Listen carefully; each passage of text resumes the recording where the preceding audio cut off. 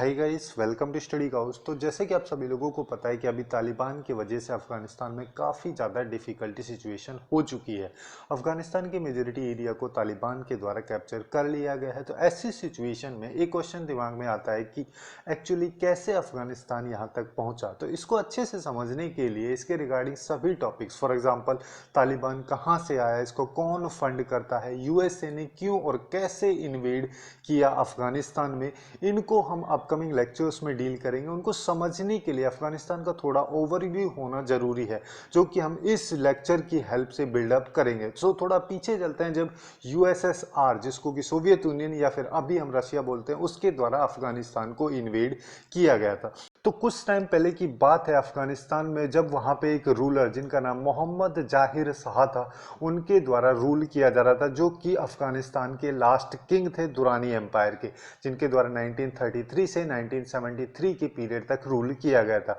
इसी पीरियड के बीच में उनके द्वारा उनके जो फर्स्ट कजिन थे, उनको अफगानिस्तान के प्राइम मिनिस्टर के रूप में 1953 में अपॉइंट किया जाता है, जिनका नाम था यहाँ पे मोहम्मद दाऊद खान, जो कि 1963 तक अफगानिस्तान के प्राइम मिनिस्टर रहते हैं। और उसके बाद यानी कि 1963 से 10 साल बाद यानी कि 1973 में उनके द्वारा जो इनके कजिन ब्रदर मोहम्मद जाहिर शाह थे, इनको ही मोनार्की से खदेड़ के बाहर फेंकवा दिया अफगान आर्मी की ऑफिसर्स की हेल्प से। और उसके बाद में वो खुद अफगानिस्तान के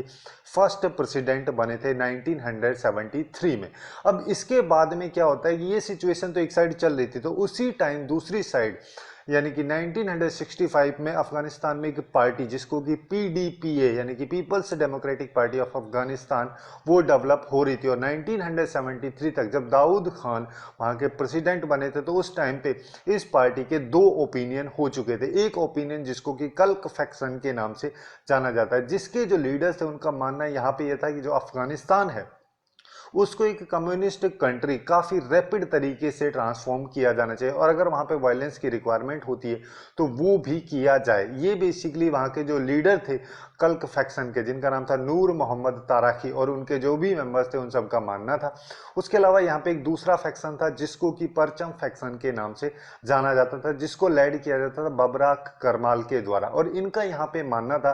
कि जो अफगानिस्तान है वो अभी कम्युनिज्म के लिए रेडी नहीं है, और कम्युनिस्ट कंट्रीज को बनाने के लिए इसमें धीरे धीरे जेंटल तरीके से अप्रोच ली जानी चाहिए। और अगर यहाँ पे ऐसा तुरंत किया जाता है तो काफ़ी डेवास्टेटिंग इफेक्ट होगा उसका अफगानिस्तान पे। तो इन दोनों के ओपिनियन के बाद में, और जब दाऊद खान वहाँ के प्रेसिडेंट बने थे, तो उसकी वजह से इन दोनों में और बेसिकली पीडीपी जो पार्टी थी, इनके बीच में काफ़ी कन्फ्लिक्ट और काफ़ी मतलब कि टेंशन अराइज होने लगी थी, जिसकी वजह से सिंस वहां पे दाऊद खान की गवर्नमेंट थी, तो उसके द्वारा पीडीपीए पार्टी पे काफी ज्यादा रिप्रेशंस लगाए गए थे। इवन वहां पे जो पीडीपीए के परचम फैक्शन के एक लीडिंग मेंबर थे, जिनका नाम था मीर अकबर खैबर, उनको किसी अननोन पर्सन के द्वारा असेसिनेट भी किया जाता है, जिसके बारे में अभी तक कोई इंफॉर्मेशन नहीं है कि किन के द्वारा उनका असेसिनेशन किया गया था। अब इन सब चीज़ों के होने की वजह से पीडीपी और दाऊद खान के बीच में काफ़ी ज़्यादा टेंशन बढ़ गई। इवन पूरी कंट्री में, अफगानिस्तान में एंटी दाऊद डेमोन्स्ट्रेशंस काफ़ी ज़्यादा होने लगे थे। और जो मीर अकबर खैबर थे, इनको पीडीपीए के परचम फैक्शन के द्वारा, उसके साथ साथ अफगानिस्तान के लोगों के द्वारा काफ़ी अच्छा लीडर माना जाता था। इस वजह से इनके असैसिनेशन के बाद में अफगानिस्तान की जो आर्मी थी और जो पीडीपीए के लीडर्स थे, वो सब मिल के यहाँ पे उन्होंने जो मोहम्मद दाऊद खान थे उनको पावर से ओवरथ्रो कर दिया जाता है। और बाद में 27 अप्रैल 1978 को दाऊद खान और उनकी पूरी फैमिली को एग्जीक्यूट कर दिया जाता है। उसके बाद में होता क्या है कि जो अफगानिस्तान है वो एक डेमोक्रेटिक रिपब्लिक ऑफ अफगानिस्तान के रूप में उभर के आता है। तो वहां पे जो बेसिकली कल्ख फैक्शन का जो लीडर थे, जिनका नाम था नूर मोहम्मद ताराकी, वो जो कि पीडीपीए के ऑफिशियली जनरल सेक्रेटरी थे, वो यहाँ पे जो काउंसिल ऑफ मिनिस्टर्स थी अफगानिस्तान की, उसके चेयरमैन बनते हैं, जो कि बेसिकली बाद में एक नया डेमोक्रेटिक रिपब्लिक ऑफ अफगानिस्तान बना था। और जब ये बना था तो उस टाइम पे जो नूर मोहम्मद ताराकी थे, वो अफगानिस्तान के नए प्रेसिडेंट के रूप में बने, और उनके द्वारा यहाँ पे 1978 में एक ट्रीटी साइन की गई थी। बेसिकली ये फ्रेंडशिप ट्रीटी थी जो कि अफगानिस्तान और सोवियत यूनियन, जिसको अभी हम रसिया बोलते हैं, उन दोनों के बीच में 5 दिसंबर को साइन की गई थी। जिसकी वजह से ये होता है कि जैसे कोई भी अफगानिस्तान का जो डेमोक्रेटिक रिपब्लिक कंट्री पूरा है, उसमें कभी भी अगर कोई मिलिट्री सपोर्ट की रिक्वायरमेंट होगी तो उसको सोवियत यूनियन के द्वारा फुलफिल किया जाएगा। अब वैसे तो सोवियत यूनियन के द्वारा इनके साथ में एक फ्रेंडशिप ट्रीटी साइन की गई, पूरी तरीके से यहाँ पे जो ये कल्क फैक्शन था इसके साथ में अलाइड थी, बट सोवियत डिप्लोमेट्स का यहाँ पे मानना था कि जो कल्क फैक्शन के लोग या लीडर्स जो हैं, जिस तरीके से अफगानिस्तान को ट्रांसफॉर्म करने की कोशिश कर रहे हैं, उससे अफगानिस्तान में एक रेबेलियन क्रिएट हो सकती है। इसको मानने के पीछे भी कई सारे रीजंस थे कि जैसे ही कल्क फैक्शन पावर में अफगानिस्तान में आता है तो उसके द्वारा जो परचम फैक्शंस के लीडर थे उन सबको प्रोसिक्यूट करना स्टार्ट कर दिया जाता है। इसके पीछे का रीजन ये था कि सोवियत यूनियन के द्वारा जो परचम फैक्शन का जो आइडियोलॉजी थी कि धीरे धीरे तरीके से ग्रेजुअली अफगानिस्तान को ट्रांसफॉर्म किया जाए, उस पर काफ़ी ज़्यादा बिलीव किया जाता था, काफ़ी ज़्यादा उसको फेवर किया जाता था। इस वजह से यहाँ पे जो कल्क फैक्शन के लीडर्स थे उनका मानना था कि अगर उनके राइवल यानी कि परचम फैक्शन के लीडर्स को ही हटा दे तो सोवियत यूनियन के पास में और कोई चॉइस नहीं बचेगी बजाय इसके कि वो कल्क फैक्शन को सपोर्ट करे। और कल्क फैक्शन के नूर मोहम्मद ताराकी लीडर के द्वारा इसके अलावा और भी कई सारे इंप्लीमेंटेशंस किए गए थे। जैसे एग्जांपल के तौर पे हम यहाँ पे देख सकते हैं कि एक रिफॉर्म वहाँ पे ये किया गया था कि जो इस्लामिक की जो ट्रेडिशनल फॉलो वहाँ पे किए जा रहे थे उन सब को बैन कर दिया गया था। उसके साथ साथ जो सरिया लॉ वहाँ पे फॉलो किया जाता था उसको भी अबॉलिश कर दिया गया था और अफगानिस्तान के लोगों को बोला गया था कि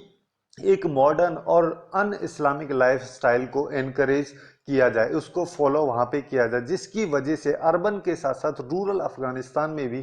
काफ़ी मेजोरिटी की पॉपुलेशन के द्वारा उसको अपोज किया गया था। और जो भी अपोजिशन थे, जो भी प्रोटेस्ट उस टाइम पे इन सारी चीज़ों को लेके हो रही थी, उसको काफ़ी रूथलेस तरीके से नूर मोहम्मद ताराकी की गवर्नमेंट के द्वारा हैंडल किया गया था। जिसकी वजह से क्या होता है कि वहाँ पे काफ़ी सारे जो जो रेबेलियंस थे वो स्टार्ट हो गए थे, छोटे छोटे पार्ट्स में पूरी कंट्री में रेबेलियंस होने लगे थे और कुछ छोटे छोटे इंसर्जेंट ग्रुप्स भी अफगानिस्तान में यूनाइटेड होने लगे थे। उनके द्वारा काफ़ी सारे प्रोटेस्ट और छोटे मोटे दंगे यहाँ पे गवर्नमेंट के अगेंस्ट में किए जा रहे थे, जिसकी वजह से गवर्नमेंट और वहाँ की पब्लिक के बीच में काफ़ी ज़्यादा कन्फ्लिक्ट चल रहा था। अब यहाँ पे ये सब तो एक साइड चल रहा था और दूसरी साइड की अगर हम बात करें तो कल्क फैक्शन के अगेंस्ट में जो परचम फैक्शन थे उनकी भी यहाँ पे काफी ज्यादा राइवलरी चल रही थी, काफी सारी यहाँ पे टेंशन इन दोनों के बीच में अराइज हो जाती है। और उसी बीच में एक इस्लामिक इंसर्जेंट ग्रुप जिनके द्वारा खुद को मुजाहिदीन के नाम से जाना जाता था वो इमर्ज होके आता है। मुजाहिदीन जिसका मतलब दोज इंगेजिंग इन जिहाद और होली वॉर फॉर इस्लाम, इस टाइप का इनका खुद का मीनिंग था। और उस बेसिस पे ही इस इंसर्जेंट ग्रुप के द्वारा जो अफगानिस्तान की नूर मोहम्मद तारकी की गवर्नमेंट थी उसके अगेंस्ट में काफ़ी सारे एक्शंस लिए गए थे।